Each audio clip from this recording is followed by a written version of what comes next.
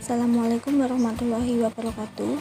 Sebelumnya perkenalkan, nama saya Alvina Ika Putri Rahmawati, NIM 235302003 kelas PGSDA. Pada kesempatan kali ini saya akan memaparkan topik 3 demonstrasi kontekstual mengulas asesmen di ruang kelas. Yang pertama, mata pelajaran yang saya ambil adalah Pendidikan Pancasila kelas 2B fase A. Capaian pembelajarannya yaitu peserta didik dapat mengidentifikasi aturan yang ada di rumah dan di sekolah serta melaksanakannya dengan bimbingan orang tua dan guru. Selain itu dapat memberikan contoh sikap mematuhi dan yang tidak mematuhi aturan yang berlaku di rumah dan di sekolah. Peserta didik juga dapat menyampaikan pendapatnya. Selanjutnya, tujuan pembelajaran. Yang pertama, melalui penjelasan PPT, peserta didik dapat memahami pengertian musyawarah di rumah dengan benar. Yang kedua, melalui pengamatan video pembelajaran, peserta didik dapat menganalisis contoh perilaku musyawarah di rumah dengan benar. Selanjutnya, materi yang saya ambil adalah kegiatan musyawarah di rumah dengan jenis asesmen. Yang pertama, asesmen diagnostik, yaitu dilakukan sebelum pembelajaran dimulai, asesmen formatif selama pembelajaran berlangsung, dan asesmen sumatif di akhir pembelajaran. Bentuk asesmennya yaitu asesmen diagnostik berupa pertanyaan pemantik secara lisan, asesmen formatif bentuknya unjuk kerja dengan jenis asesmen LKPD secara berkelompok, asesmen sumatif bentuk asesmennya adalah soal tertulis dengan jenis asesmen soal evaluasi. Selanjutnya, bagian mana dalam asesmen tersebut yang menunjukkan kesesuaian dengan tahapan perkembangan peserta didik? Jelaskan.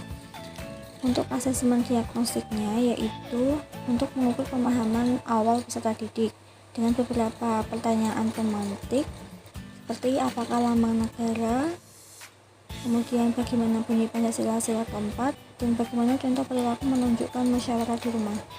Hal ini sesuai dengan tahapan perkembangan peserta didik, di mana kesiapan peserta didik dipertimbangkan di awal sehingga pembelajaran peserta didik nantinya dapat mengembangkan konsepnya secara mandiri.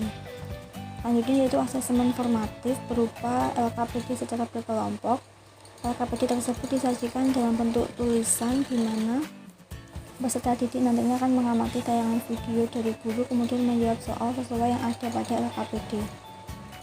Hal ini sesuai dengan perkembangan peserta didik karena peserta didik secara langsung mengamati sebuah video yang dapat melatih kemampuan berpikir kritis dalam penayangan video tersebut.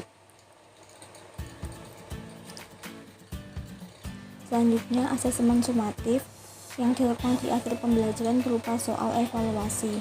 Soal evaluasi tersebut berupa tulisan yaitu soal pilihan ganda. Hal ini sesuai dengan tahapan perkembangan peserta didik karena mengerjakan soal evaluasi dapat mengukur sejauh mana pemahaman peserta didik dalam memahami materi yang disampaikan oleh guru. Selanjutnya, bagian mana dalam asesmen tersebut yang menunjukkan kesesuaian dengan perlunya mempertimbangkan aspek lingkungan, budaya, dan karakteristik peserta didik? Jelaskan. Dalam asesmen, saya menyajikan sebuah video di mana video tersebut memuat ilustrasi yang menggambarkan suatu kondisi di lingkungan keluarga yang sedang melakukan musyawarah. Sehingga dengan video tersebut peserta didik dapat memahami lingkungan budaya karena peserta didik dapat melihat contoh ilustrasi kehidupan bermusyawarah di rumah khususnya di lingkungan keluarga. Oleh karena itu harapannya peserta didik dapat dengan mudah memahami dan mengingat materi pembelajaran sehingga menjadikan pembelajaran lebih bermakna. Selanjutnya, bagian mana dalam asesmen tersebut yang menunjukkan kesesuaian dengan kemampuan peserta didik? Jelaskan. Dalam asesmen formatif berupa LKPD terdapat 3 pertanyaan di mana pertanyaan tersebut sudah memuat 3 tingkatan soal kognitif dari level rendah, sedang maupun tinggi, sehingga dapat mengukur tingkat pemahaman peserta didik dalam menjawab pertanyaan. Selanjutnya,